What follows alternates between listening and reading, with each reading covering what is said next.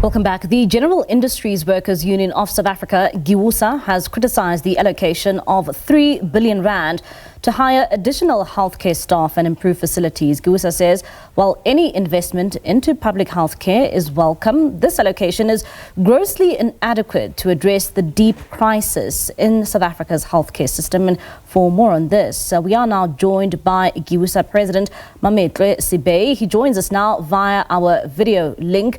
Mametlwe, thank you so much for your time this evening here on SABC News. Let's get your reaction as GIWUSA to that 3 billion rand allocation to the healthcare sector. You've been very critical of it.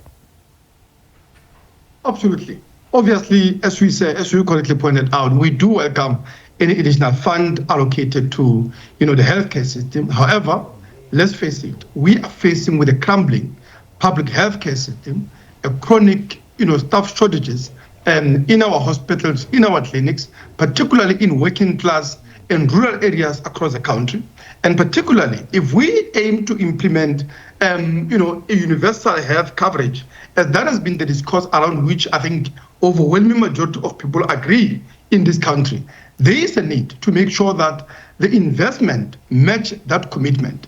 And the 3 billion is simply inadequate for that purpose. But one would also say, Mametlwe, that really it is a step in the right direction. We've seen so many healthcare workers sitting at home and not having any jobs. And at the same time, one would say that this injection into the healthcare sector really does try to address some of the challenges, but not all the challenges, as you point to. Absolutely. I mean, the fact of the matter is, we as a workers' movement have for decades campaign for universal healthcare, and that's the reason that we've welcomed and absolutely support the principle of national health insurance. And we are calling actually on our federation, on the labor movement and community civics as a whole to rally behind the program and a project of national health insurance in a context where it is meeting a determined opposition from a private healthcare monopolies that are swindling people in this country, the medical aid industry and many others interests that are vested in profiteering from the current health system that is excluding majority of people to the detriment of their health and of course their life, right? What we are saying is this. Obviously, we do have a history in this country where facilities and services meant for the few, in this case previously, white minority in this country, have been opened and extended to the black majority, which is always a step forward. But when that is not matched by a proportionate investment, what we end up with is equality and generalized equality of poverty. And this, in this case, is poverty of health access.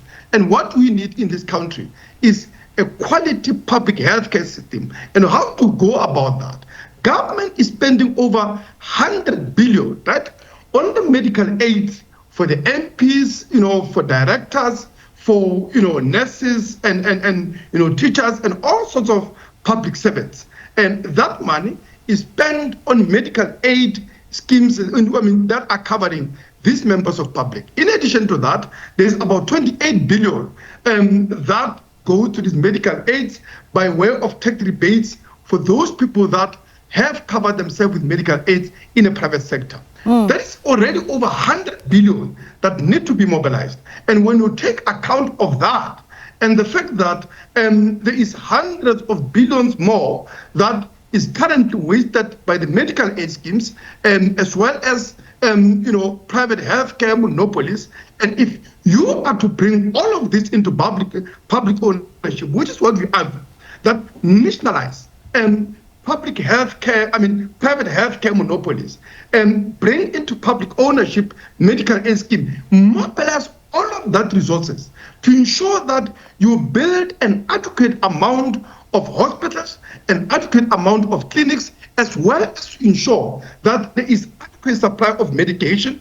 And of course, you hire all the doctors, all the nurses, the dentists, and many other healthcare practitioners that are in shortage and in chronic shortage, particularly in working class public healthcare facilities that are servicing many people devastated by colliding epidemics of public healthcare crisis in this country. Yeah. HIV, TB, and many other chronic illnesses for which they require care, as well as injury and other life-threatening, injuries and illnesses, in respect of which these facilities are in a cold phase of fighting. And Mametlwe, clearly you are saying that there needs to be a much more bigger focus here when it comes to the NHI.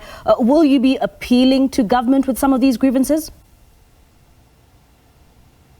Well, look, we have listened to issues. I mean, we do have concern ourselves, but I think the starting point has got to be, we've got to end a class and a racialized healthcare system that basically amount to continuation of an apartheid healthcare in this country.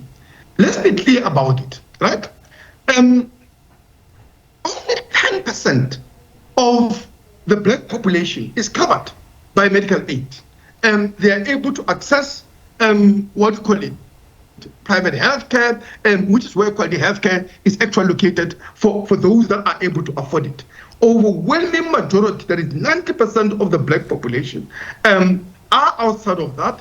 They are serviced by public healthcare facilities that are inadequately equipped, that are inadequately supplied with medication, but also suffer shortages of the basic healthcare practitioners that are required to deliver a quality public healthcare. So how then do you go towards universal coverage? We've got to end a two-tier apartheid healthcare system that divides people according to race, according to class, which is what determines what quality of healthcare do we get in this country 30 years into democracy. And the way to go with that, we've got to say the principle of single payer, even on the basis of what currently is being produced by government in the form of NHI, will be an important step forward, because the people that are in courts and complaining, these are people that are seizing basically advantages afforded by oligarchic conditions in a healthcare, where you have few private healthcare monopolies, life and all of this, that are actually monopolizing private healthcare, the specialists that are swindling people who are vulnerable and disparate for access to the services. So single payer system will be a step forward, but we need much more than that. And for that, we need nationalization of the private healthcare, we need expropriation of the medical aids, and ensure that we build a single, coherent, quality public healthcare for all the people in this country on the basis of adequate equipment, adequate medication, adequate staffing of those facilities.